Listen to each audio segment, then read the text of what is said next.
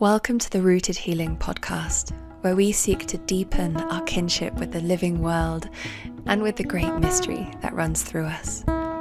This is a space where stories heal with words that weave us closer to our wild and daring natures, bringing together the expansive minds, topics, and ideas that help us heal, reimagine, and co-create the world we wish to thrive in. This yearning for building resilience, for coming together in song, for creating a sense of community, for kind of pushing through my own boundaries of conservation. I must conserve myself, and no one's got my back, and these kind of individualistic scripts that we can fall prey to. It's being really clear on what those are and saying, actually, I don't want to live in that way. I want to map a different reality which may not have immediate solutions, but it feels fertile and it feels healthy. Like I want to live in a healthy community, a healthy ecosystem somehow. That gives me a sense of possibility and excitement. Nathalie Nahai is an expert in psychology, persuasive tech, and human behaviour, drawing upon a rich background in psychology, web design, and the arts to offer a unique vantage point from which to examine the complex challenges we face today. Her best-selling book, Webs of Influence: The Psychology of Online Persuasion, has been adopted as the go-to manual by business leaders and universities alike. And her new book, Business Unusual: Values, Uncertainty, and the Psychology of Brand Resilience, has been described as one of the defining business books of our times. Whether speaking to audiences of thousands or leading executive roundtables for private clients, Nathalie's ability to ignite conversation and offer tools and strategies which ethically help us harness human potential have helped countless organizations transform how they approach business. Nathalie is the host of the Hive podcast, inquiring into our relationship with technology, one another, and the natural world. You can find Nathalie's interview with me, which was episode 106, Ceremony, Song and Belonging, Rekindling Relationship in a Frantic World, which was a lovely conversation, and it was such an honour to be interviewed, and quite different to being the interviewer, I must say. The Hive podcast is one of my favourite shows, so if you don't know it already, you're welcome. You can join Nathalie on an exciting new 6-week online course with Advaya called The Digital Age: Understanding and Reclaiming Systems of Power, where you can explore the implications of emerging digital technologies as globalizing forces to ask key questions about power and control and who holds it, towards creating a more flourishing future for all with an incredible list of teachers. You can learn more via the links in the show notes. Nathalie is also a spectacular multidisciplinary artist, and the second half of this conversation offers a rare glimpse into Nathalie's creative world, where we've woven in one of her original songs, which, well, you'll see, it goes straight to the core of existence itself. This is honestly such a powerful conversation spanning what it really means to be human and how the technological world poses such nuanced, thought-provoking questions for us to explore, especially with the rise of AI in the arts. Some quick announcements before we dive in. We've had a cancellation, so we have one spot left at Earth Medicine next month, which is our ceremonial psilocybin retreat in the Netherlands, involving 2 psilocybin ceremonies, a sweat lodge ceremony, deep nourishment and nature connection, somatic and transpersonal workshops, and a comprehensive preparation program, which begins now, and integration program for months afterwards. Earth Medicine offers you a beautiful, legal and safe opportunity to connect with these ancient practices for healing, creativity and growth. Visit rootedhealing.org/earthmedicine to learn more. And our ancestral gathering is July the 10th to the 16th in Erwyddfa, Snowdonia, North Wales.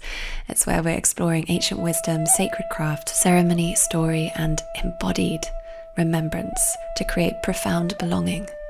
We are exploring ways to re-indigenize ourselves to the land, weaving ancient wisdom into forward-thinking innovation so that we may also be radically revolutionary ancestors for our future generations.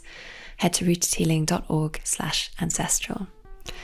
Okay, enjoy this fireside-esque dialogue with the wonderful Nathalie Nahai.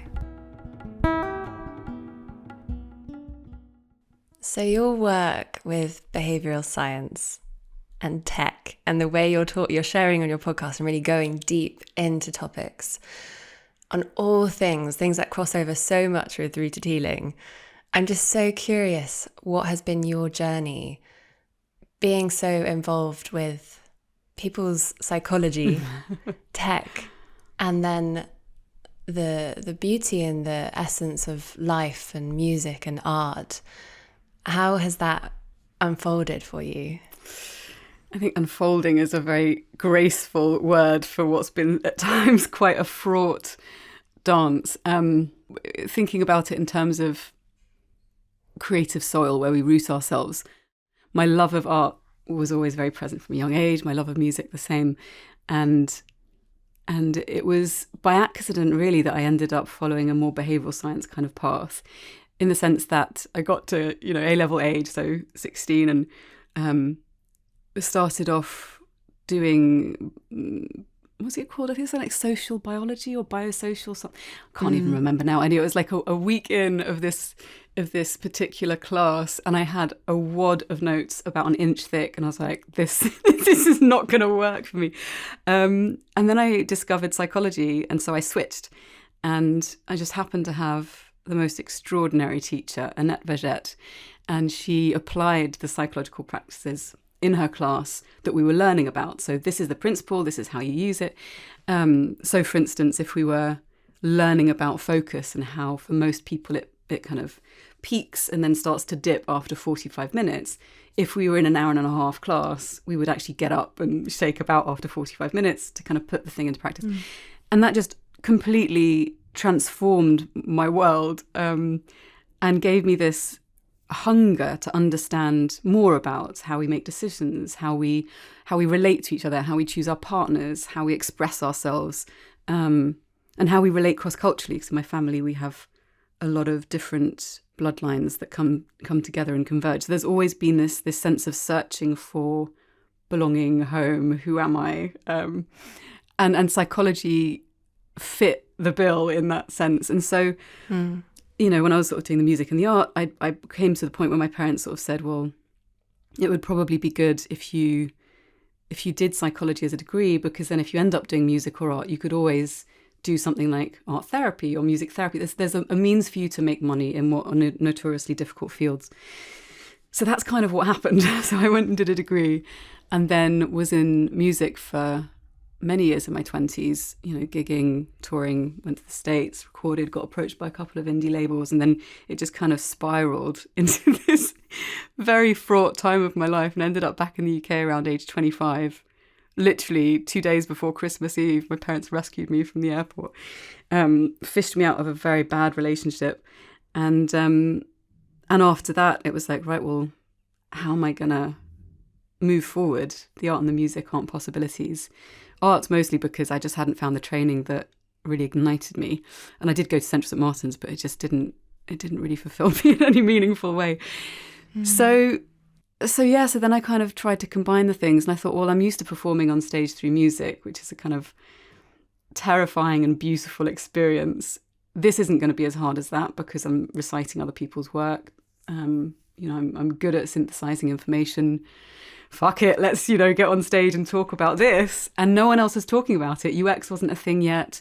This is back in 2010. Wow. There weren't any other women in the field really, apart from one notable exception who was amazing out in the States, Susan Weinschenk. And then it just kind of dawned on me that this is an area that I could investigate and do something exciting in. And so thinking about the psychology of online behaviour hadn't really been explored.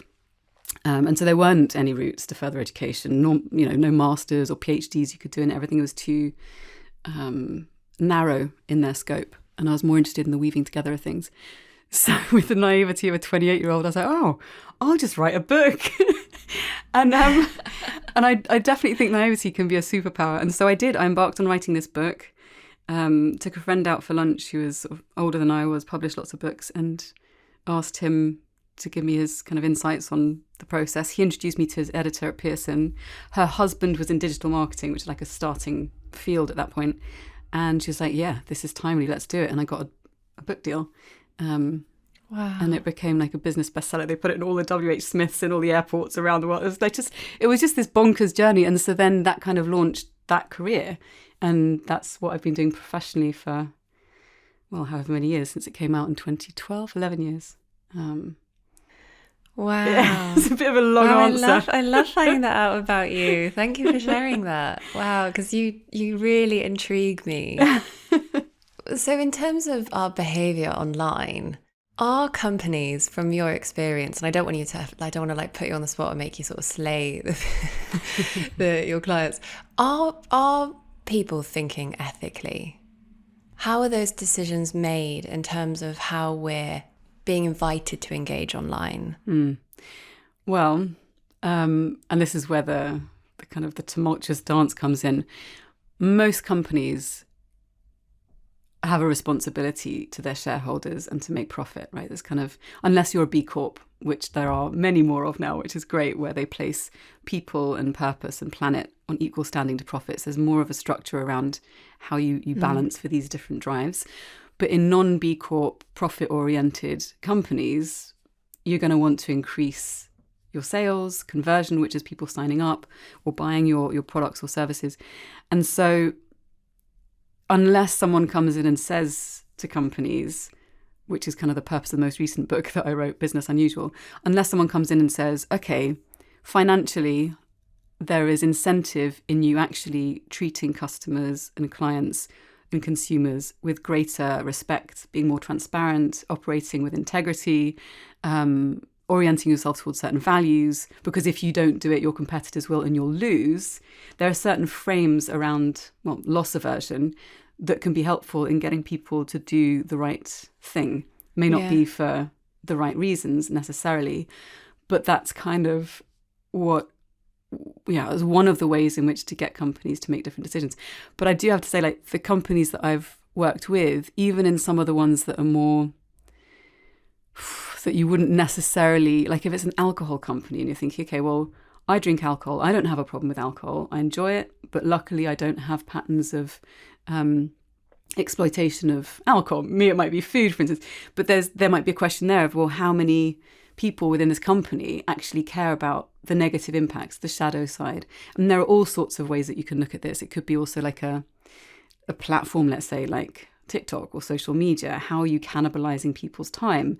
So there's lots of murky areas, but even in those murky areas, the people that make up a company are often yearning for a way to live in accordance with their values, a sense of alignment. And when they're taking actions in a company that are in disharmony or discord with their values, you end up with what's called cognitive dissonance, this really uncomfortable sense of, God, it just doesn't feel good what I'm doing. It just doesn't feel like me being myself in the face of this challenge. I feel like I'm living someone else's prerogative, whatever.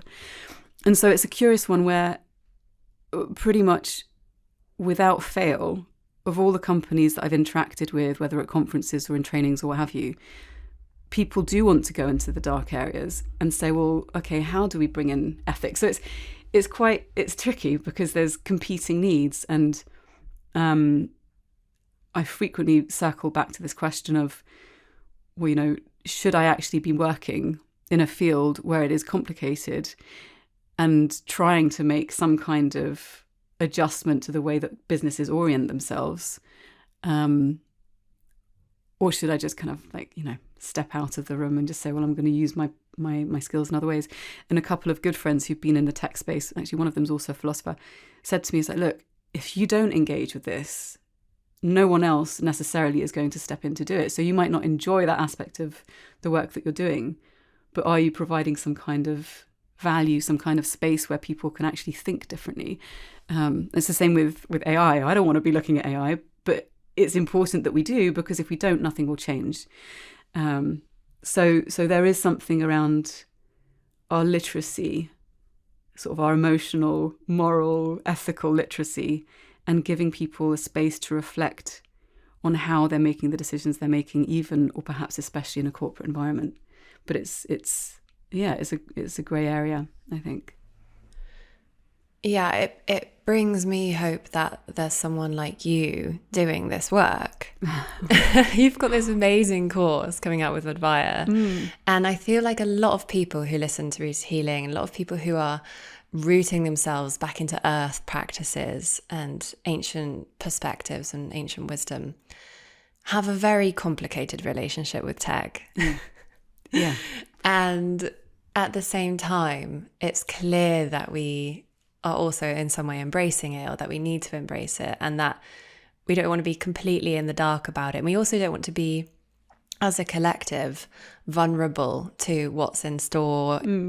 So what are you hoping to achieve with Advire, and what's the feedback, what's the reflection that's coming back to you from people you're having conversations with about our evolving tech world? Well, thank you for the kind question and the shout outs. So the Advire course, the title is The Digital Age, Understanding and Reclaiming Systems of Power.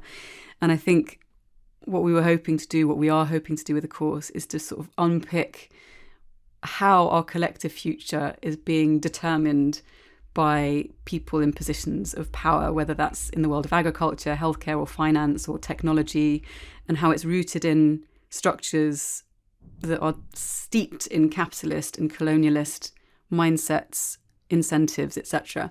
And so the question really is, how do we understand the different systems that are directing our lives really on a personal level and also on a macro level, and how do we find ways to then reclaim personal sovereignty, agency, etc. And I think, to your question, I mean, it points towards one of the issues, which is, if we don't understand what's coming down the line, how on earth do we have the agency to be able to choose how we want to live? And I think the danger is, and it's something that I've been thinking about increasingly recently, even though I don't want to think about it, but it's like a duty of care to start thinking about these things. What's coming down the line is massive automation. I mean, it's already here. People have heard already about ChatGPT and OpenAI systems that can generate not only the written word, but artistic images, music, anything that we almost like what aspects of humanity we perhaps hold most sacred, our ability to create, to imagine, to envision, to conjure, this kind of mystical realm of the imaginal and the mythic, potentially can get completely lambasted by automation, by AI.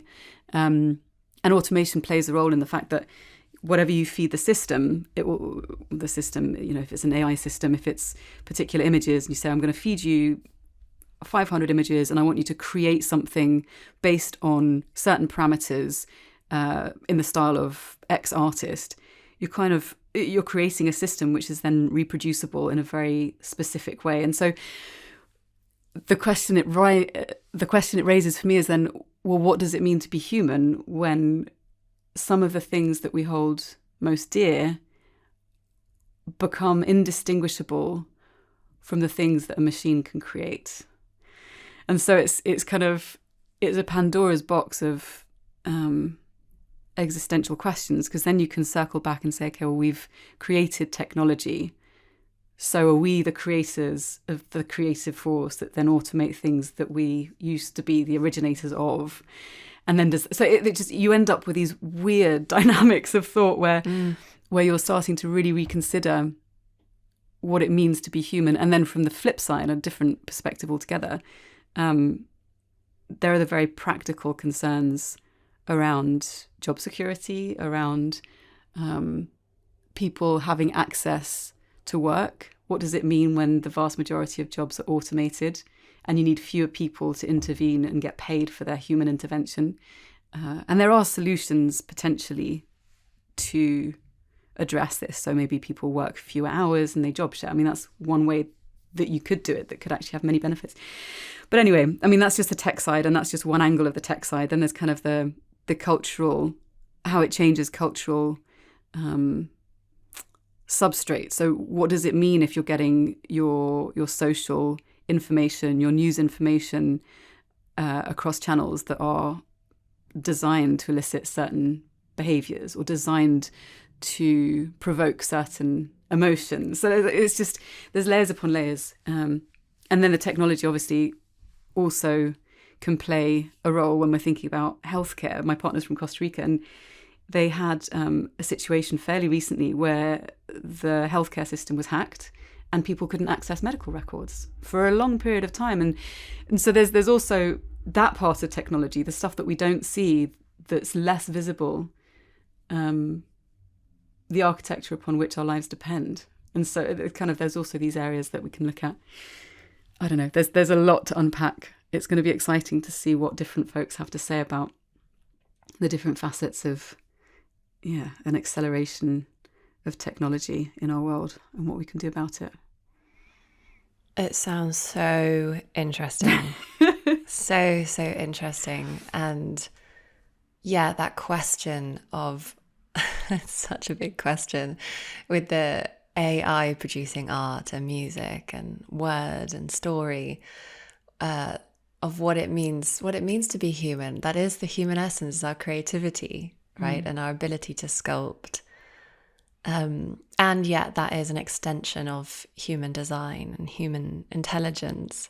Yeah. I know that many people who perhaps might believe that consciousness itself arises from increasing complexity might even think, is AI going to develop its own subjective experience? What is imbued with life force? What is alive and conscious? And for me, I think there is a clear divide, but I'm curious if you have reflections or if you have thoughts about that. A bit of a nerdy question. No, I love it. It's funny because we're having this conversation. We have a little salon among friends in Barcelona, fellow artists, where we get together and talk about art-related themes. Like one of actually the most recent being, what's the relationship between art and AI? What does it mean for humanity, people as practitioners, etc.? And one of the themes that came up was subjectivity and sentience and consciousness. And I think there's a really curious territory you can inhabit where if we take the animist lens, which I'm particularly fond of, and we imbue or perceive life in everything, and not just, and this is where you can look at different worldviews, indigenous perspectives. So there are variations on how you can approach this. So one lens might look at the world and say, okay, anything that is naturally arising that hasn't been crafted by human hands, let's say, is imbued with life and has its own sentience, whether that's a frog or a rock. Others would say, well, physical expressions of life is energy mattering, literally it's becoming matter, and everything has life force, including, the plastic Maltesers packet that is basically created out of fossil fuels that used to be sunlight. Like you can just, it used to be sunlight, it's comprises sunlight through its ingestion through trees, etc., etc. So there's different ways that you can look at it, and I find it interesting to think that if everything, all matter, including the stuff that we make through natural resources and then we process them, if everything is conceived of or perceived as having life force, then if we're creating AI and technology that has those components in it, because obviously there's a physical, you have to build the machine to then run the code and the scripts, then that rule also holds in that domain. So we're talking about animist technology, which it sounds probably totally bonkers, but as a thought experiment, it's really interesting. So on that level, so that's one level that I think is interesting to think about it. Then another level is, okay, what about the passing of data, of information? We have only culturally in very recent years even entertained the possibility that in Western cultures, I'm talking about, that there's a wood wide web or a mycelial network might be intelligent. Like this is just this. So for me to have these conversations about AI when we have such an impoverished, naive, young understanding of the complexity and aliveness of life, of living systems that we've been living alongside for eons. And I think actually the knowledge has been lost and we're now remembering and being able to use science to actually reconnect us with things that we already knew before. But if we're thinking about it in that frame, then it just makes perfect sense to me that it would be completely plausible for AI to have sentience and intelligence of a nature that would be quite distinct to that of humanity, because existence has a will towards life. So why wouldn't it? It would be more unusual if it didn't go in that direction, in my view. But I think what we expect will happen is not probably what will happen. I don't know if you've seen the films Ex Machina and Her. Have you seen those movies? Yeah. I particularly loved Her, mostly because it's very easy and intellectually quite lazy to go down the dystopian route. Oh, what's the worst that can happen? Here you go. Great. Well done. Everyone was thinking this anyway.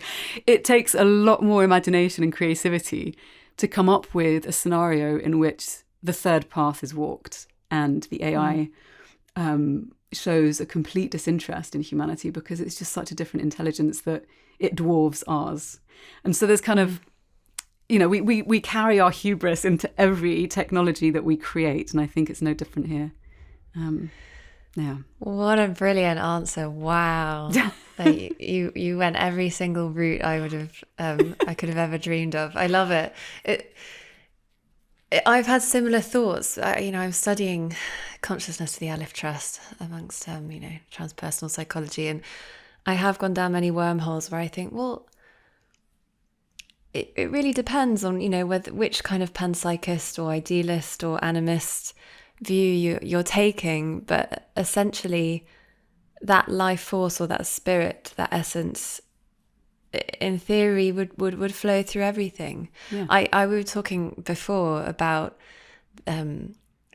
using a rattle in ceremony, and I was reflecting on how I really believe these sacred instruments act as conduits of a sort of timeless ability. All the songs that have been sung with them, all the energy that's moved through from the heart, through the arm to the hand. It sounds completely out there, but I've experienced magic in picking up particular instruments in those spaces. And I sort of think tech probably has the capacity, artificial intelligence has the capacity to be conduits of life force, of our human essence.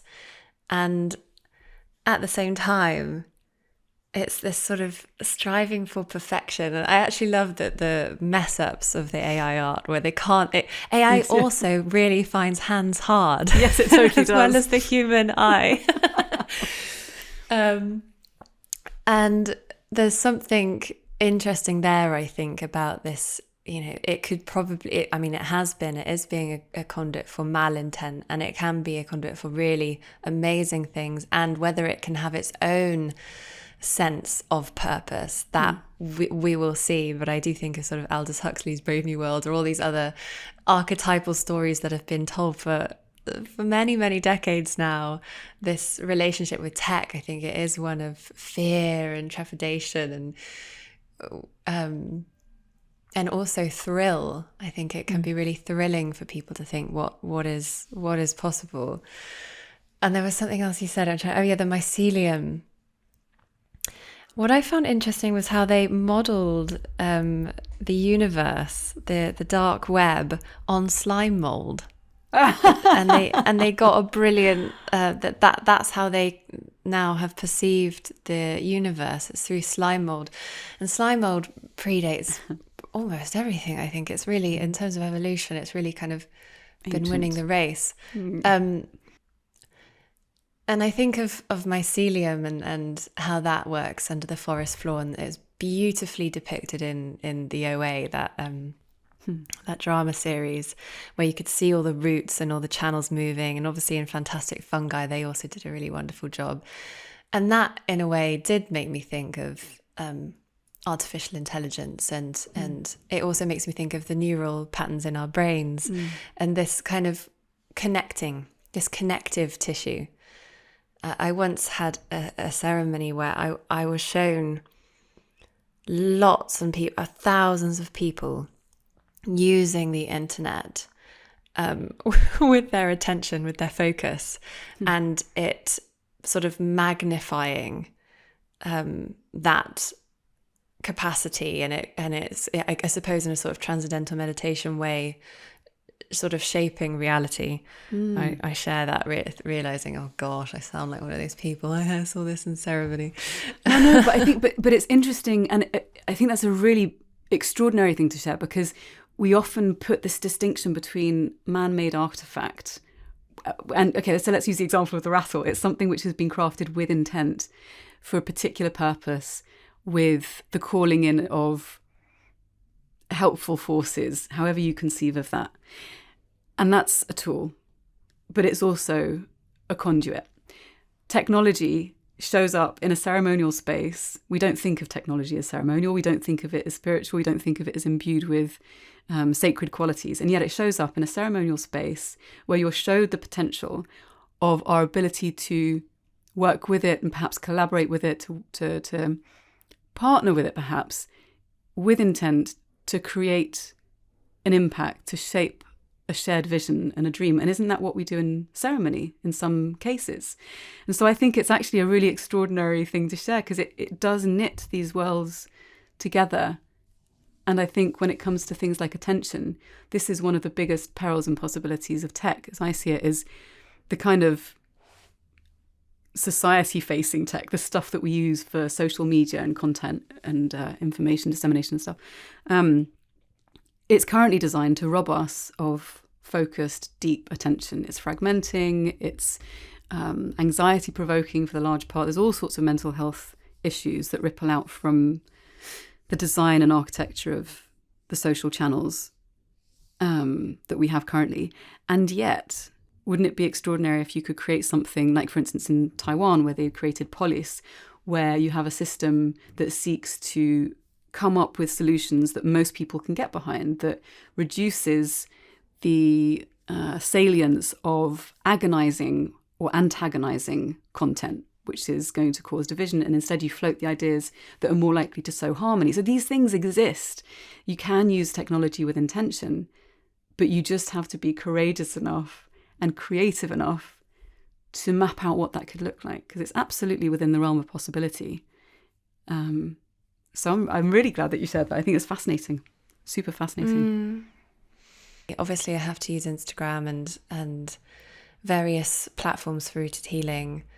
And I can really notice how when I'm feeling a bit funky, it's a deep sort of addictive pattern to maybe just want to zone out and just allow my brain to be fed at the mercy of whatever is being presented. And you can end up down these wormholes and you sort of think, gosh, I've really just filled up space. Rob Hopkins speaks about this so beautifully. He says, imagine if Van Gogh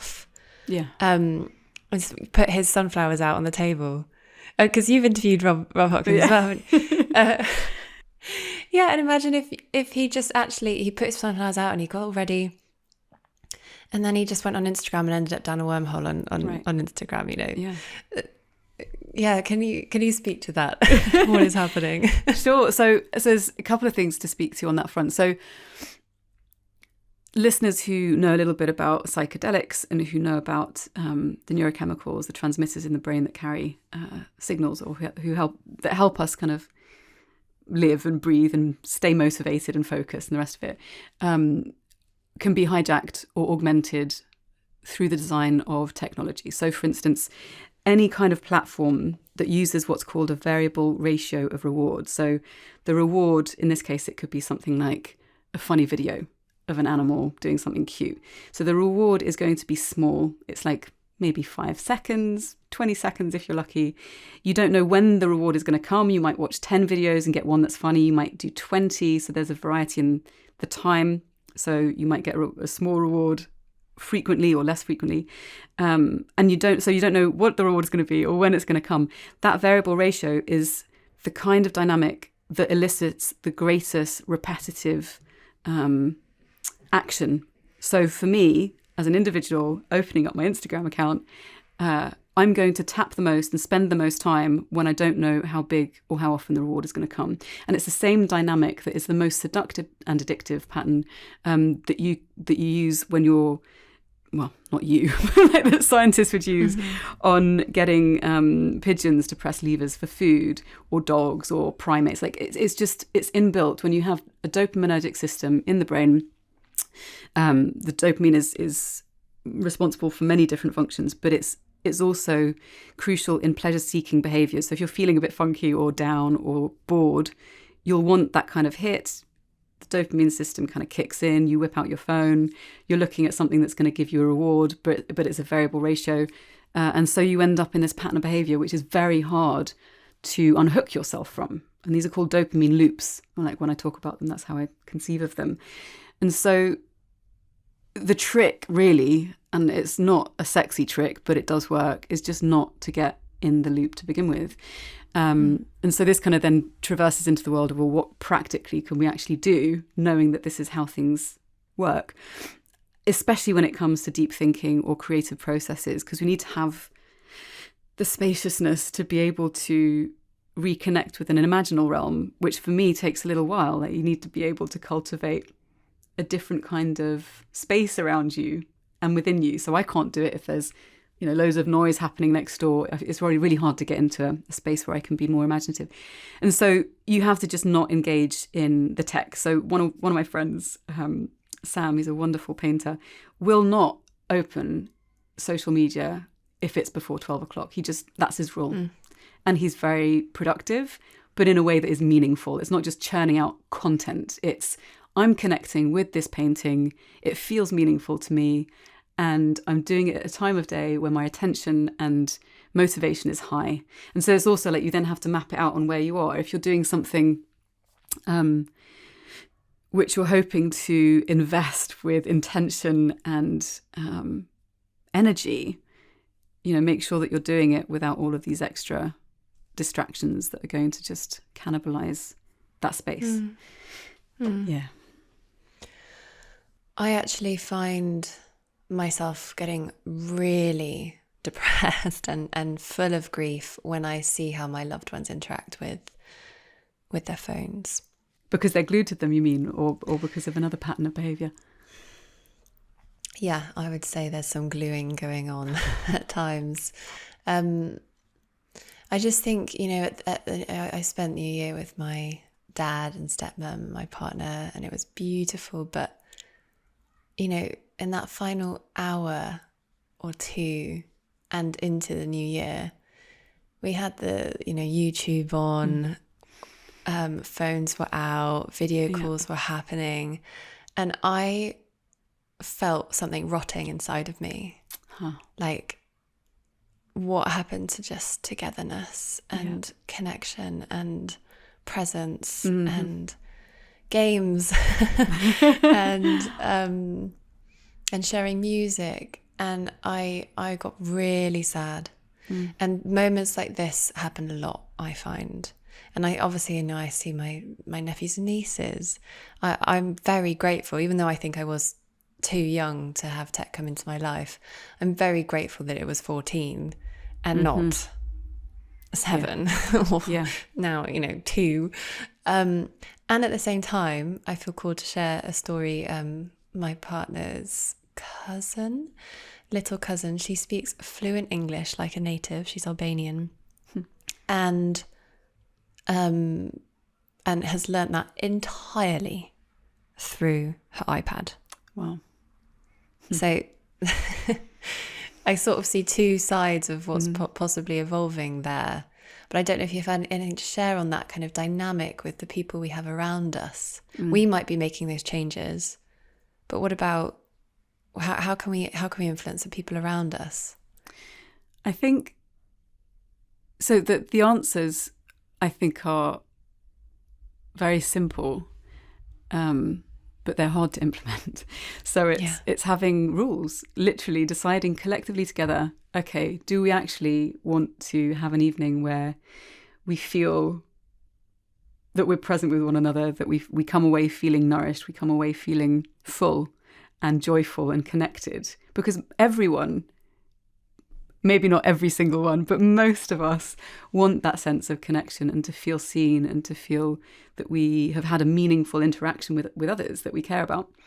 And so I think there's a question around framing, like how do you frame it to people and say, look, let's have a dedicated amount of time when we are choosing to be present with one another in the absence of technology. And I'm not saying total absence. I mean, if you want to have music on, obviously that's also tech, and tech is very beautiful. We're having this whole conversation through our laptops and our microphones. So, tech can be extraordinary, but if the purpose is to come together and come away feeling more whole, then let's make the choice not to have our phones. And so then you can end up, I know some folks have like a digital Shabbat, so they just don't use technology from sundown on Friday until, the Saturday. And that can work for some people. When I meet with friends, so we do on every full moon, I have a music and kind of poetry and just sharing gathering at my studio where people bring whatever they want to drink, whatever they want to eat. And we'll get together, and it's beautiful. And phones are not used that night. And it's not even that it's an explicit rule.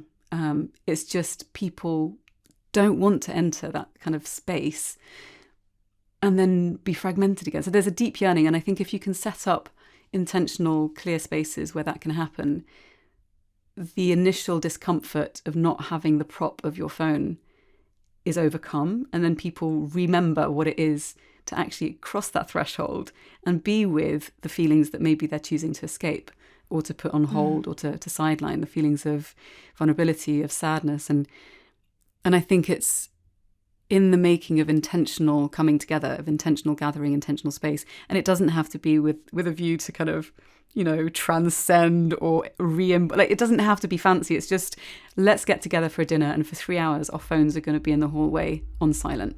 That's it. Yeah. You don't need more than that. Like, it's really straightforward. But magic happens. You know, and then people want it more. They're like, oh God, I remember what this was like, or this is extraordinary. I've never had this, or I haven't had this in years, and I actually feel calmer and more connected. And maybe it's okay to share my anxiety instead of medicating it. Yeah, totally. Well, you mentioning your music night really makes me want to delve into that world a little bit more, because you said something so poignant in one of our earlier conversations about how song itself creates ceremony, and it binds us, and it puts us. I mean, I'm totally just injecting words now. I can't remember exactly what you said, but I'm wondering if you can share some of your reflections of bringing people together for music and word, and your own process as a really wonderful musician. Oh. Well, maybe I'll start from this entry point. So when I was in my 20s and I was writing song or using music, it was as a way to kind of sublimate what I was feeling. It was a way to take often, loss or feelings of isolation or pain or beauty or love, trying to find a way to make that sing, to be beautiful, to transform somehow, or to be held in a way that was something that I could relate to differently. So not just a feeling that I would be feeling in my body, but if there's a song attached to a feeling or an expression of feeling, then you have a means to immerse yourself in it. So as a musician, when I'm musicking, my process often is actually to record. So I usually play on guitar. So to record the song, the guitar and the vocal. And I absolutely love harmonies. Like, my mind is quite orchestral, and I was trained on violin from a very young age, from the age of about 3 to 17, 18. And it was Suzuki method. So you learn to hear soundscape in a different way than you might if you're trained primarily from a theoretical base. Anyway, so part of the process for me when you're creating music to express something or to give form to something is to then listen to it back. And then, so for instance, one of my most joyful experiences, and this is why I want a studio to myself. I currently share a studio with my wonderful partner, but, big plan to have my own. One of the most joyful experiences I've had in recent years has been in the studio painting a story of becoming. It's actually a self-portrait called Hope. Listening to a song, I'm going to probably get a bit emotional, but listening to a song that I'd written to my child self and to other people's child self about not giving up. And it was just this moment of where I was just painting in this spacious room with this music on the loudspeaker, singing harmonies to this song. And it was just incredible. And that, I guess, in a way, thinking about it now with the word ceremony, was ceremony. It's a moment of healing and weaving. And I think music has a potential to reflect back to us the space that we're in, the beauty and the preciousness and the poignancy of the space that we're in, and to heal us by enveloping us in that orb almost. And it feels like an orb to me. And on the one hand, the critical voice, and this sometimes happens, can come in and say, oh, but isn't that so self-indulgent? That you're creating your own little universe to exist within. But I think that's also the creative act, right? It's that you're not creating by yourself. You're creating with paints that were from this living earth. You're creating with voice that has been crafted through generations of evolution. And I like the idea that there is some kind of archetypal territory or repository that when we go through experiences that are not new to humanity, they might be new to us in the moment, that we access these places where we draw upon story that is not our own story necessarily, but that go much deeper, like these forms and patterns that we can draw upon and then transmit in a very personal, unique way. So I think song can be something which, whether sung by oneself or conceived alone, and for me it is almost always conceived alone, in service to the transmutation or expression of something, if you are able to get into that space and give life to this song and then it exists outside of you, then when you share it to others, it can also do things for them too. And there really feels to me a difference between the songs that I used to write in my 20s, which were more like,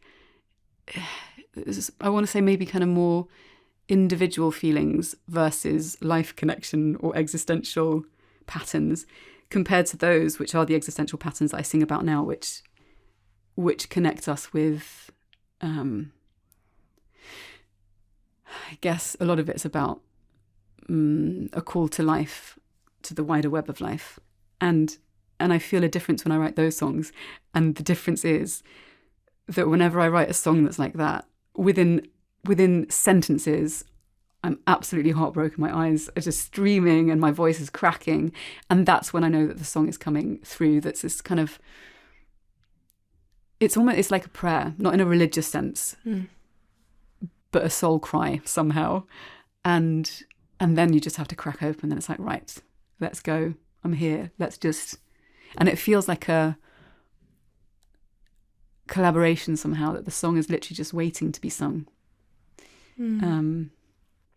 And I love it when that happens. It's just the most exquisite sensation. And then when you share it with others, then other people, like the response is really quite different from others. So if I've sung a song on stage, there's one of them called My Lover's Arms, which is just heartbreaking but beautiful. Anytime I sing that, first of all, talking about it makes me cry. Singing it and rehearsing it makes me cry. But I have to do it several times so that when I get to the stage and I'm singing, I can carry it. So then other people can cry, but I'm holding the song. And it's this kind of, I don't know, it's this kind of gifting of something which can unlock and open and connect and hold everyone suspended in this spaciousness, in this vitality somehow, that things can move. And I think at its fullest potential, that's what music gives us.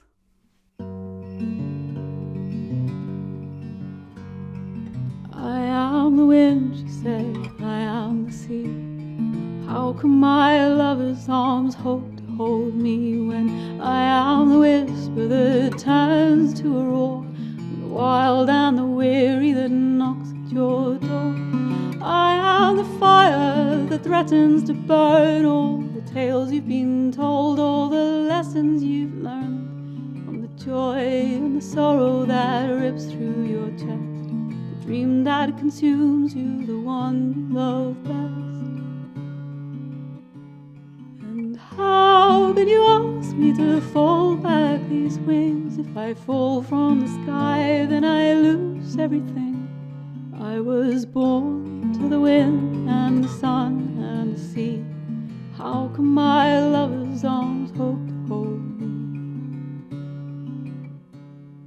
So she told me a tale of the things that she'd seen, the people she loved and the places she'd been, of the promise of freedom if only she'd try to walk like the others and to give up her flight. And they thought it a kindness when they gave her cage. She folded her form and contorted her face, but the bars were too tight and they burned through her skin. Try as she might, no, she couldn't fit in. She said, I am the beauty that longs to be seen. I'm the breeze in your hair and the dew at your feet, in the stillness of morning before the dawn breaks, the warmth and the light and the pleasure you take from the sweetest of rains when the well has run dry, the promise of summer in the dead of the night, from the touch of dry land when you're drowning at sea. How could your arms ever hope to hold me? So she called to the darkness, and the darkness replied, you must unfold your wings, you must take to the sky. These people may love you, but your hands are tied. If you stay any longer, you'll surely die. So she picked at the lock and she opened the door. The steps that she took, they were broken and raw, and the earth yielded kindly beneath her feet, and the taste of freedom never seemed so sweet. She said, I am the wind, oh, and I am the sea. Oh, how can my lover's arms hope to hold me when I am the whisper that turns to a roar, the wild and the weary that knocks at your door?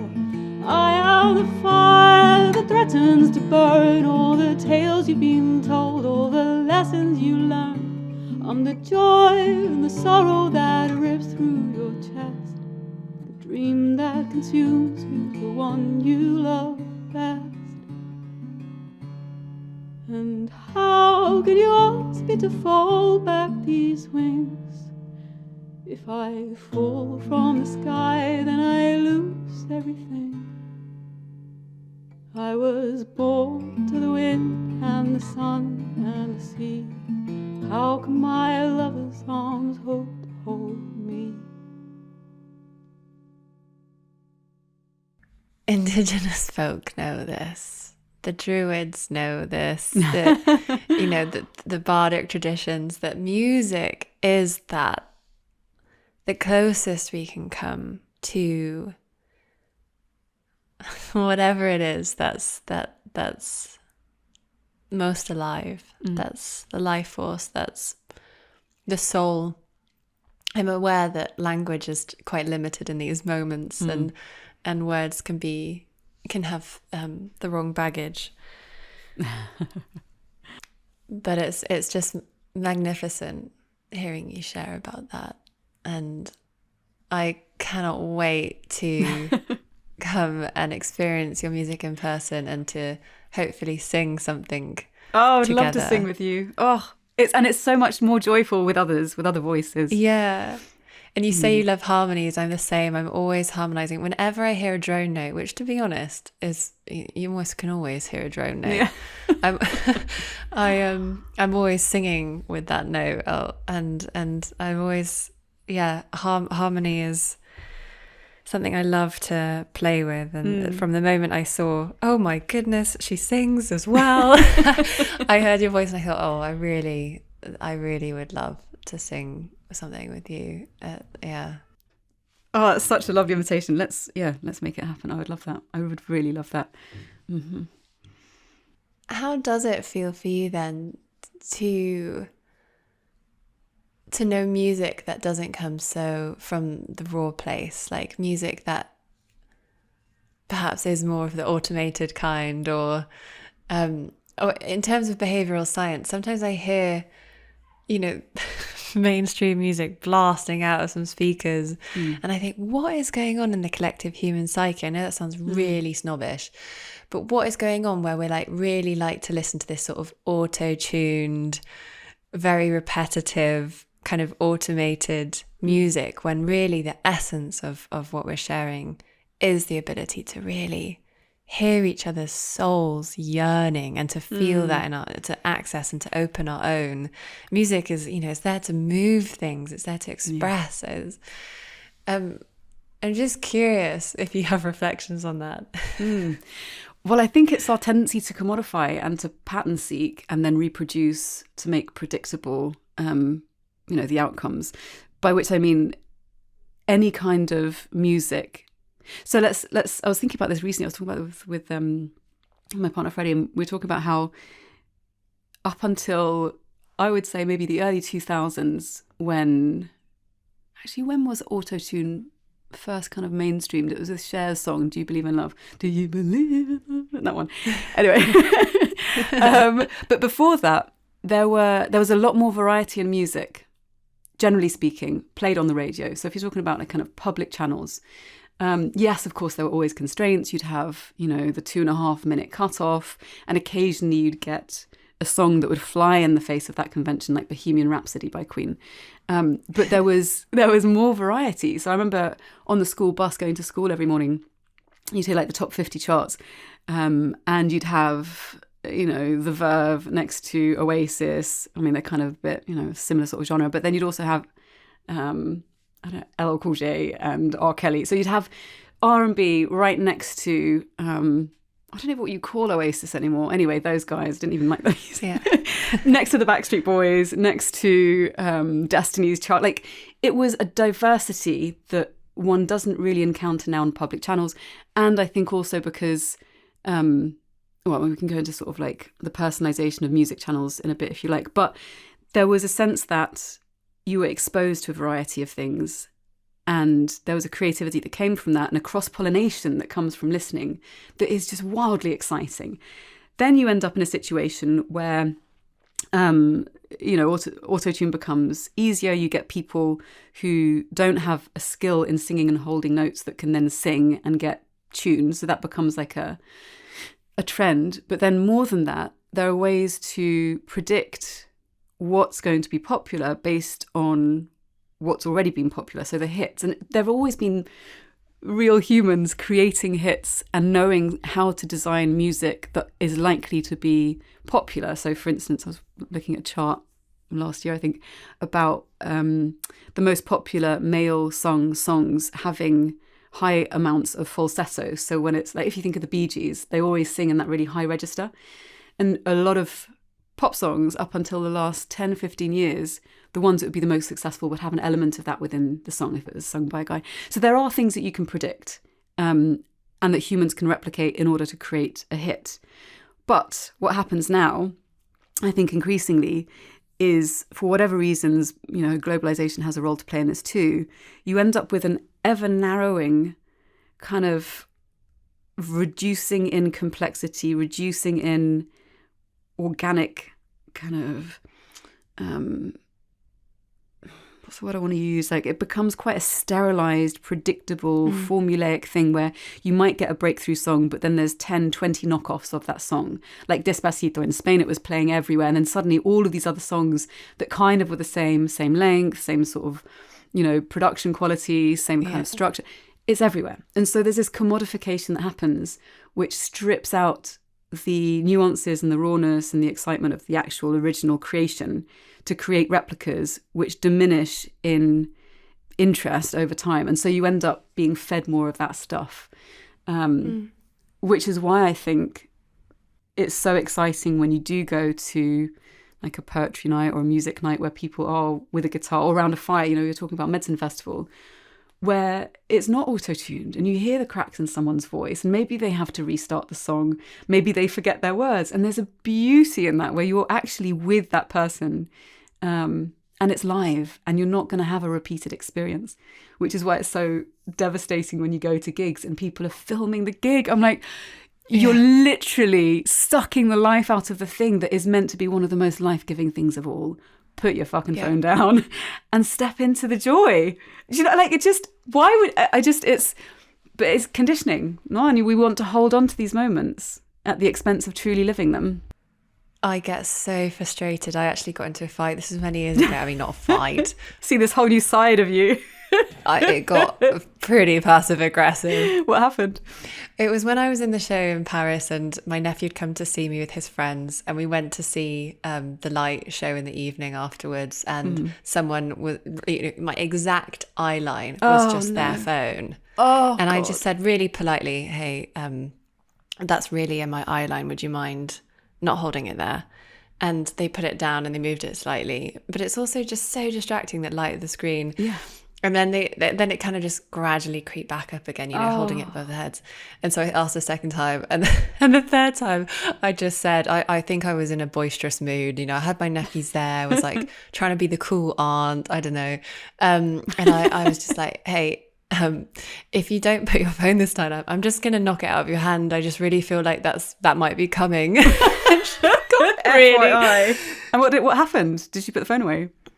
Oh, well, yeah. She kind of moved the phone much lower and then kept looking back at me with her friend constantly for the rest of the night, and sort of like, that person over there. And it's just like, but people are just not aware. I went to a similar thing, like to the Royal Albert Hall to do the carol singing thingy, which I love, just because I like singing together. And the 5 golden rings, the 12 days of Christmas is always fun. And there was a woman, and again, talk about ceremony. There's a lot of people. I was raised Catholic, but I really have a distaste for the religion, and I'm not massively into monotheism anyway. Actually, it's a massive understatement. But I do like some of the songs, right? And so for me, there is something very magical about celebrating Christmas. And so we went to what was a ceremony, basically, everyone coming together to sing these Christmas carols, all different kinds. And it was implicit in the sense of, we're here to participate. This is an everyone sings together kind of environment. And there was a woman who was like classic Instagrammer type, in my one of the Instagram archetypes, cosmetic surgery everywhere, wearing a specific outfit, had her phone out, a freaking selfie stick in the Royal Albert Hall, and she was sitting there. She was also, I think she was a tourist visiting from somewhere else, so different cultural norms, and it was so funny. The seats around us, maybe even 5 rows back from any direction. It was like a mobbing. It was basically people just tutted, and to the strength that the British can tut and voice their disapproval, until someone was like, you can't do that in here, put your phone away, which was an expression of outrage in protection of something sacred and communal. And it was fascinating. And that was one of the few instances where, in a kind of concert setting, I think because it was explicitly participatory, that people no, you know, if you're here, you're going to participate, and you'll put the phone away. And she did. She put it away. Yeah. Yes. There's so many things I want to pull from what you were saying. So the kind of the monotheism, the monologue, the monoculture of mainstream commodified music. There's all this kind of one way pattern that weeds out all of the diversity, weeds out all that biodiversity. And I think something you're really tapped into is also the beauty of meeting music from different cultures. And because I love that. I think that really opened my imagination, especially talking about ceremony, hearing music that's being sung from the soul, but just in general, hearing music from different cultures and opening your perception and idea of what beautiful singing is, or beautiful music, what rhythm can be. That, I think, in some way can really expand our imagination, our understanding of life, and how this music rises from the landscapes. And in a way, I think of the Aboriginal stories of how the songlines and how the music sculpted the landscape. And that's something that resonates deeply with me. I've been in places where I've been singing the landscapes, and I've had some of those magical moments of my life where I'm sat there and I'm singing the landscapes, and I feel like they start speaking to me. Like a bird will come, or insects will start hovering around. And when you say singing the landscapes, are you singing what you experience in those landscapes? Like, are you naming the mountains? What does that mean for you when you're in that moment? Well, I must say it's something that started. It's very much influenced by psilocybin. I sort of sing what I see. I sing the shapes, I sing the essence, I sing what it feels to put myself into the mountain. I sing what it feels to be the wind blowing through the leaves. I don't know what comes out, but that's where my imagination is moving through. That's what it's moving through, and that's it, something's coming in and something's coming out, and it's connected in that way. And then it's one of my most favorite ways to explore. Oh, that sounds just beautiful.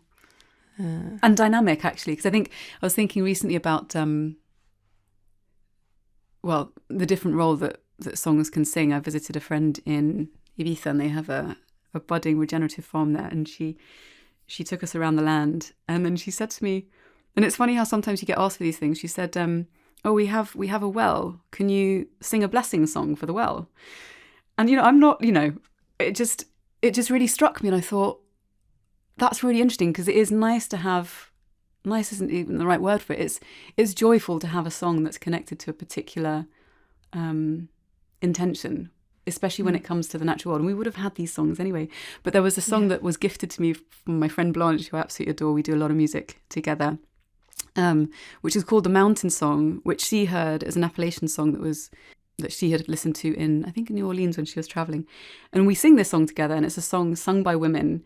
And the line of the song is, I have dreamed upon this mountain since I was born my mother's daughter, and you can't just take my dreams away, not without me fighting. You may drive your big machines, but I have raised great strong women, and you can't just take our dreams away with me standing here watching. It's beautiful. And we sing it. All of our friends know this song. And so it's kind of like one of these blessing songs that I'm sure at some point was sung dynamically into the land, and then it takes its form. And I think sometimes these songs take a form and then they resonate out every time you need it. It's there to kind of call upon. But I love the practice of your dynamic singing. That sounds just joyful. It makes me think of how, I can't remember which traditions exactly have spoken of this, but how songs perhaps live forever once they've arisen through the body from the land, wherever it is they're coming from the dream world, from the ancestors, and that sort of just keeps on reverberating out into the universe as its own kind of thread or stream of consciousness or essence. And I love this idea. And I once had so I enter the hypnagogic state a lot because I do go through bouts of insomnia with my condition, and so I'm becoming quite familiar with that liminal threshold. I don't know if you know it, when you sort of, it's like sleep paralysis. So your body goes to sleep, but your mind stays awake, and everything can vibrate, and you hear all kinds of crazy sounds. Wow. And I had one morning, I've had really terrifying experiences in that space, and I've had the most ecstatic, divine experiences at the same time. And I had one morning, I'd been awake the whole night, and I finally was drifting in and out of sleep, and then I entered this state, my whole body's vibrating, and I heard some voices come and go, and that's normal. But then this song came, and I don't know where it came from. My feeling is that it was a warm place, maybe African. And I heard many voices, and I was inside a woman. Wow. My voice was a woman's voice. It was inside my head as though I was singing it. Wow. And then I heard male voices and other voices all around. And it was very simple.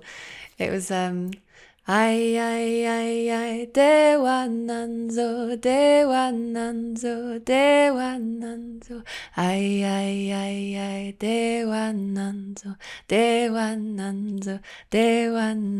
but all harmonized. Everyone was singing different harmonized, and then this male voice was singing on top, something like that, and it was so real, and it was so crystal clear, and I felt them. I felt that it was a song that was celebrating the land. It was a joyful song. I'm getting so emotional thinking about it, and it came to me in that state. Wow. And you were in it. You were literally singing it, but in it at the same time.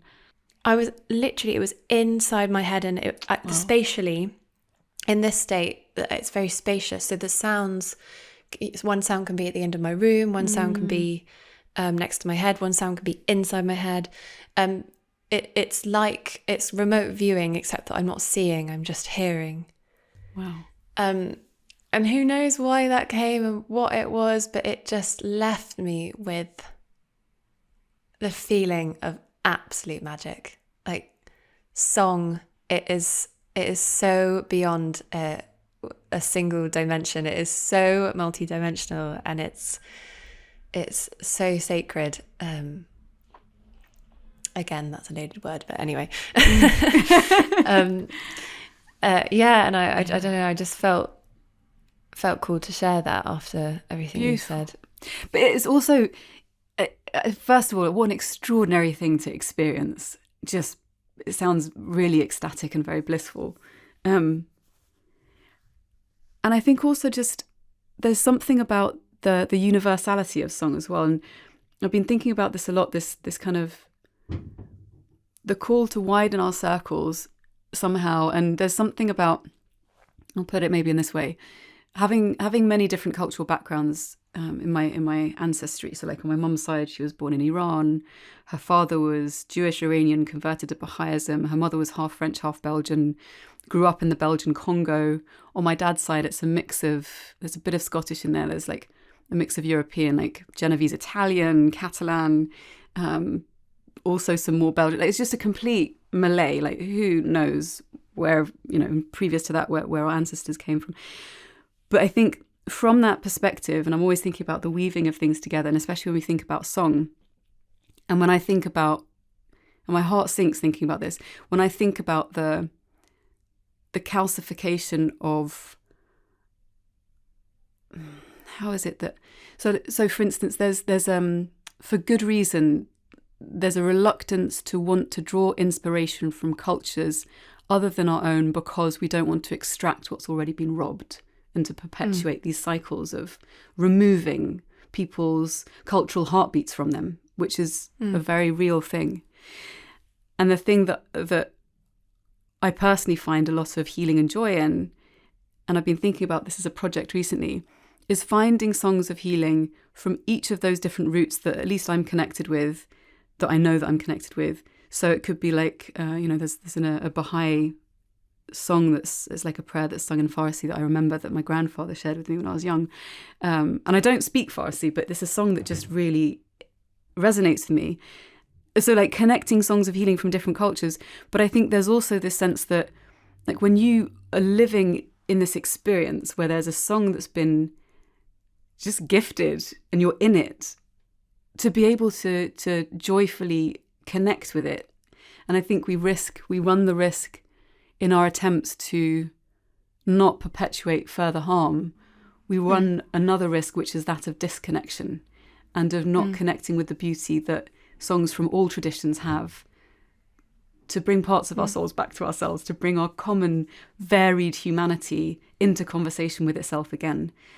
And I'm not sure how we navigate that, but I really feel it strongly. Like that's kind of, in a healthy, healed world, music would be something that we would share, and we could sing songs of one another's cultures and celebrate them. That's the kind of world I want to live in. Yeah.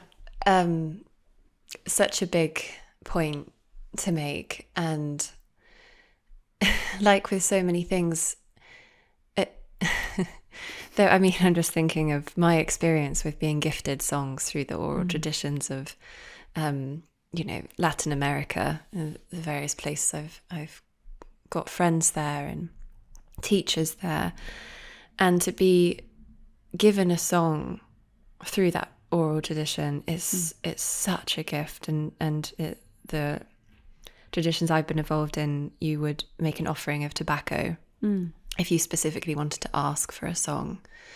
But many of my teachers and friends have just gifted me songs, and sometimes people say, "Oh, I love that song you sung in ceremony. Can we exchange some songs?" It's absolutely beautiful, and there's a deep willingness in the people I've met from different cultures and different indigenous groups to share these beautiful gifts because they believe in the healing of the world. Yeah. And that's why we are so blessed to also have ceremonies open up to people from all over the world as well.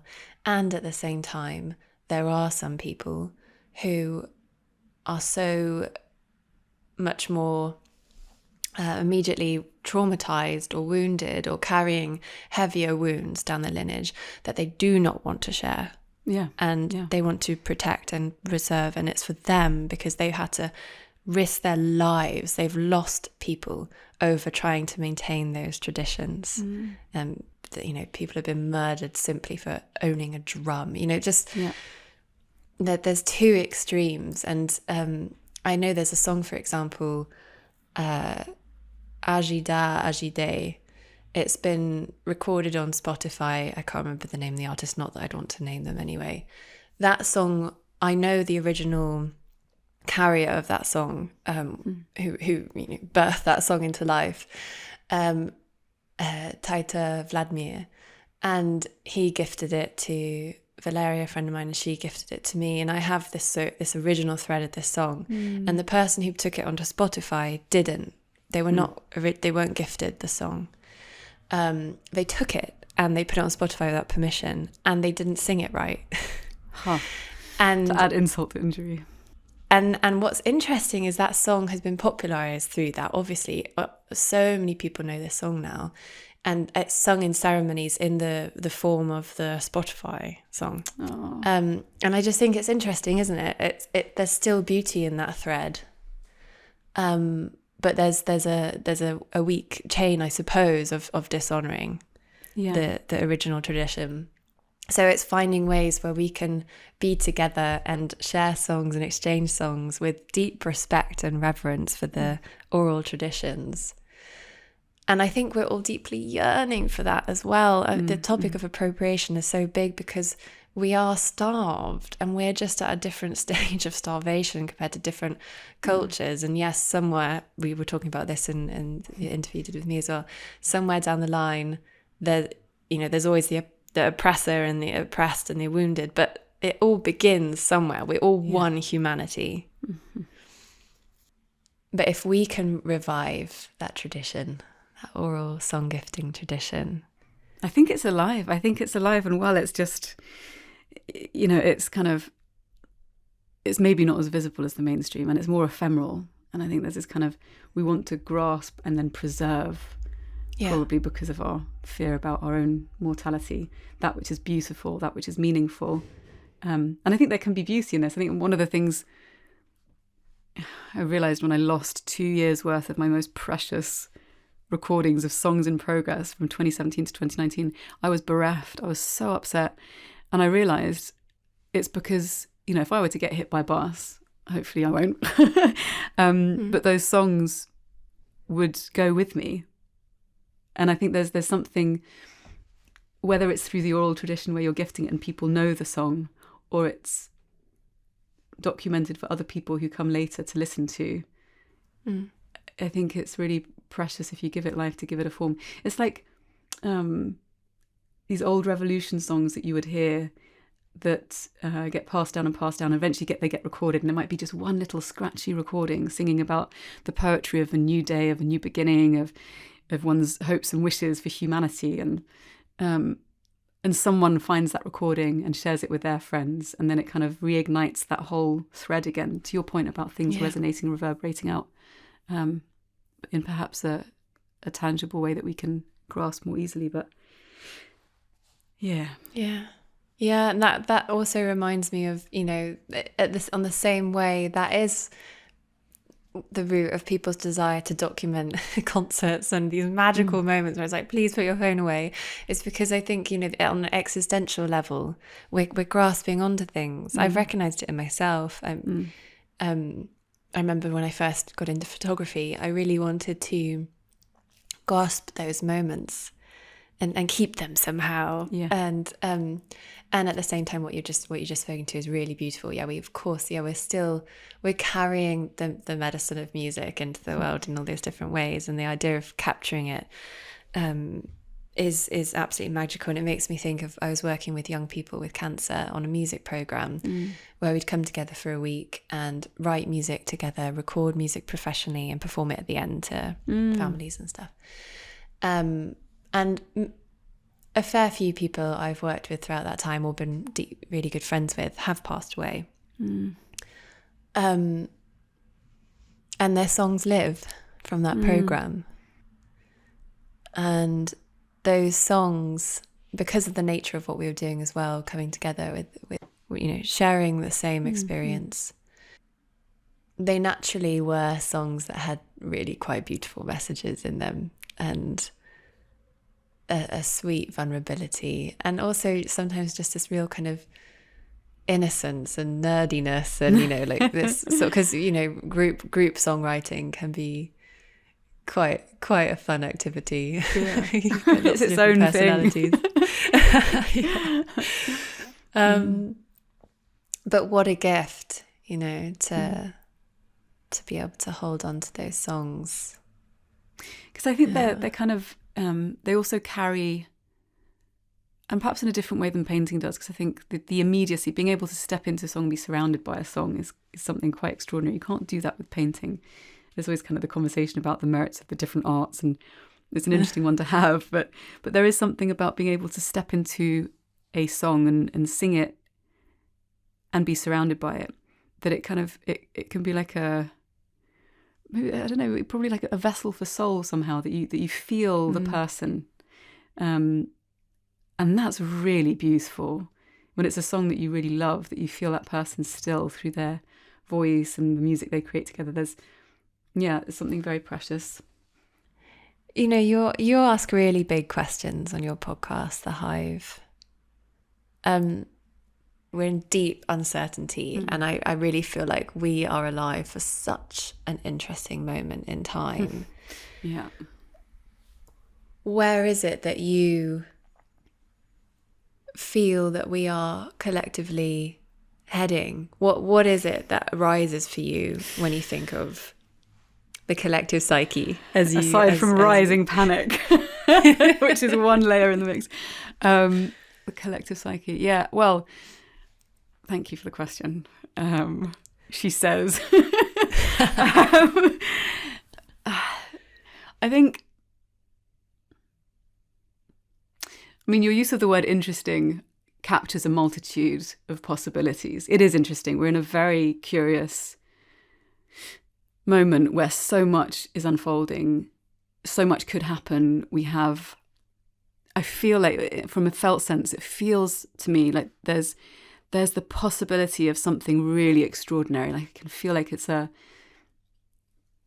we're a film away from something extraordinary being possible. And I think that also, there is a sense of panic. There's a sense of, fuck, we are so close to transforming something into something really beautiful. There's so much to play for. There's everything to play for. It's a kind of there's the preciousness of the moment, the precarity of the moment. And also the sense that I can say this from the comfort of a flat. I have electricity. I don't have bombs dropping outside my front door. I'm not going to get raped if I go to try and buy food. And bad things happen in Western society too. But we have so far fairly stable circumstances in the countries where you and I are currently talking from. And generally speaking, lower risk to our lives. And even in that place, it feels precarious to me. Like I feel a sense of so much. It was like there's a song that I wrote called, actually, what is it called? Against the Dying Light. And one of the lines is, and in the silence you can feel it now, the tremors starting to unfold. As all the buildings, they come crashing down, the truth it beckons to be told. And then it says something like, oh, my child, you believed this was all you could be. Take a stand, hold your ground, lead us out. It's basically saying we have to witness what's happening, but also chart a new path forward. And there's that sense of the rumblings are reaching my feet now. Like I can feel the tremors, even though the cracks aren't so big that people are starting to make tangible change. But I'm very interested by the question, because I'm quite solution oriented. I get shit done. And I'm very aware at the same time, with that mentality that I have, of this deeper, more expansive part of me that's seeking out ways to be resilient in amidst uncertainty, which is not linear, which is not the warrior going, we can fix it, which is not this kind of goal-oriented drive, like to be able to operate on these with one foot in both worlds. For me, it really feels like this. It's like, practically, what would I need to do to survive? I want to get access to land so that I can rewild. Sometimes a lot of people listening will have, I imagine, similar impulses, and also space so that if shit hits the fan in the city, the people I love can gather somewhere and there's somewhere to. So like, I do have this kind of vigilant aspect to my character, which has always been present, possibly because there's been fleeing on both sides of my family, so maybe it's an intergenerational thing.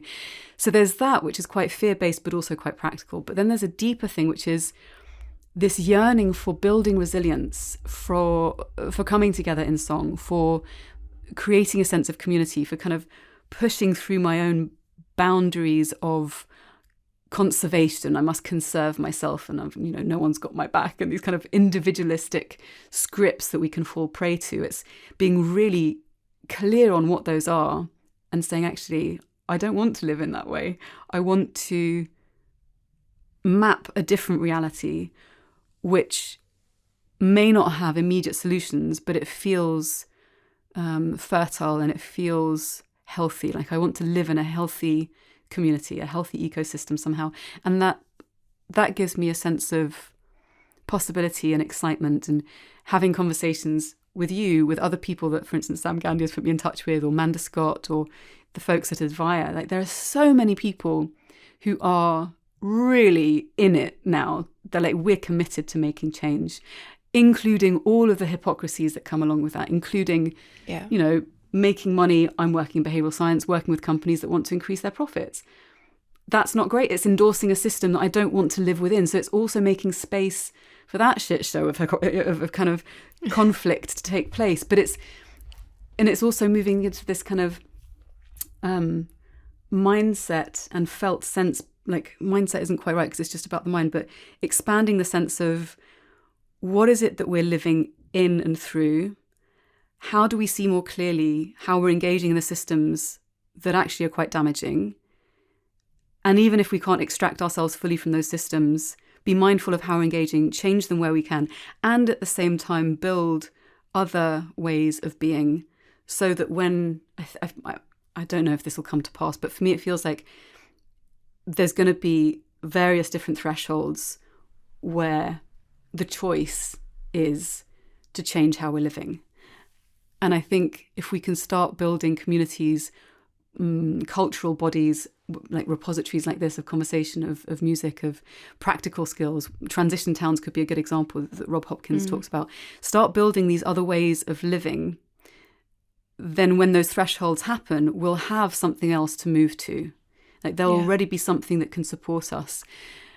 And I know that this maybe sounds a bit nebulous at this point, but there is, like, I feel it somehow. And I do have a sense of having to kind of operate at all of these different levels. And it's not just kind of like a foot in two worlds. It's also weaving the worlds together. And how do you start to have conversations, for instance, even in the business world, from a heartfelt place where people aren't used to it, but you're kind of plugging them back into the vitality of life and saying, actually, when you're creating a system or you're embedded in a system,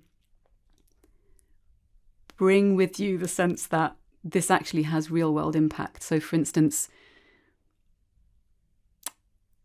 if you're in a boardroom and you're talking about, let's say there's a shop that's working in fashion and everyone there is wearing the hat of, marketing director or UX person, whatever, and they're in that professional headspace, to then say, okay, but what would it mean, for instance, and this might not always be possible, for your kids if we scale this up and we say, okay, well, in this example, fast fashion is going to put X amount of tons of additional resource into landfill, and your daughter, when she reaches 20, is going to have this much more pollutants in her water. Like there's ways of making real the actual situation in systems that abstract the problem. Does that make sense?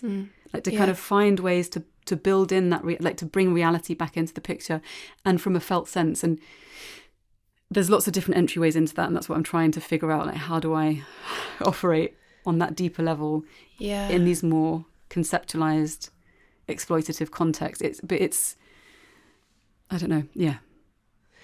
It makes me think of that. I think it was a Starling quote where it's like a single death is a tragedy, but hundreds of deaths is a statistic. Yeah. It makes me think of the importance of story in these spaces. Like, how can we bring it back to that localized story and away from just data, in terms of sharing ways to inspire what you were just speaking to. Sorry, I feel like my mind just went like just a few. in a different direction. There's a chap. So Mac McCartney, he is an extraordinary man. He runs Embercombe. I just went to a retreat there called The Journey, which was just extraordinary. It was wonderful, really wonderful. And he's written a book called The Children's Fire. And one of the things that he shared was a question. And he shared this with us before we arrived, but then he also shared a story, which I don't know if... So I don't want to share his story, but the question I think I can share. And the question was, what do you most love? What do you most deeply and profoundly love? And it might not always be possible to go into a boardroom and say to people, right, guys, let's kick off with, an opening icebreaker. What do you most profoundly love? Obviously, there's going to be times where that's just not on the menu and it'll shut people down. But there are ways, I think, for instance, like if I'm thinking about psychology and we're talking about consumer trends, and I can say people want greater agency and self-determination and a sense of belonging. You can say, okay, you can map the territory from the conceptual and the abstract into something that's much more heartfelt fairly quickly if you do it sensitively. So there can be a way to say, okay, well, we're seeing behaviours in people suggesting that they want greater, they don't want to be coerced. They want to have greater agency in the way they interact with the brand. And what might that mean? And then you can kind of lead the conversation to a point where you say, well, where does motivation come from? It's our desire to act according to our values. And our values stem from a desire to live in a particular way to protect that which we love. So maybe let's go there. What is it that you most profound? So, do you know what I mean? There's kind of, there are roots in, there are always roots in, and you just have to find the route that's most likely to open the door with less resistance so you can get further into the heart of the story. And the heart of the story, for me, I think, is how do we fall back in love with the vitality of life and the flourishing of life, and what might that look like?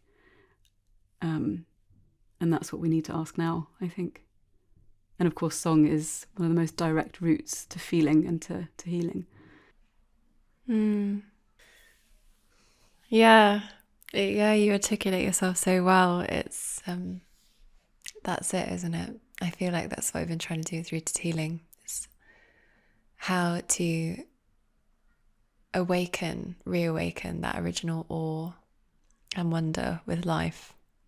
And not just see a tree, but see a miracle of just a process and how that tree it's another expression of whatever it is that it's expressing through the branches of our lungs. It's the same patterns, and there's something I believe driving that's this life force, this life vitality that you speak of, that's it's worth falling in love with all over again.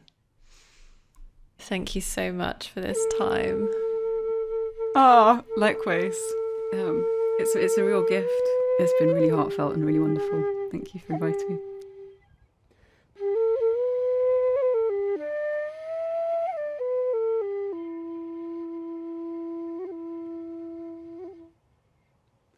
Explore Nathalie's work and podcast at nathalienahai.com and head to digitalage-course.com to learn more about Nathalie and Advire's incredible curation. Through deepened imagination, consciousness expansion, and cross-cultural wisdom exchange, we explore human to nature ecology to ignite collective healing, awe, and interconnectivity. We offer nature immersive ceremonial gatherings, legal and safe psychedelic assisted psilocybin retreats, integrative healing courses, and a growing collection of resources rooted in regenerative reciprocity. Visit rootedhealing.org to learn more. Please consider joining our Patreon community, where you can gift forward and support our work in exchange for bonus material, book and gift giveaways, meditations, workshops, episode transcripts, community discussion, and discounts to our events. Your monthly contribution, which can be as little as £3 a month, helps us cover the costs of running the show, and our hope is to gather enough abundant gifters to afford professional audio production so that we can free up more time to focus on gathering together in person, which is the heartbeat of our work. Our Patreon has a rich archive of resources to support you, which you gain immediate access to when signing up. Come follow us on Instagram at Rooted Healing Co, or find us on the various platforms you tune into. And don't forget to rate, review, and subscribe to the show if these stories and conversations are resonating with you. It's a beautiful, simple act of reciprocity to make those couple of clicks and help others discover our work. Thank you so much for being here. I'm your host, Veronica Stanwell. Thanks for listening.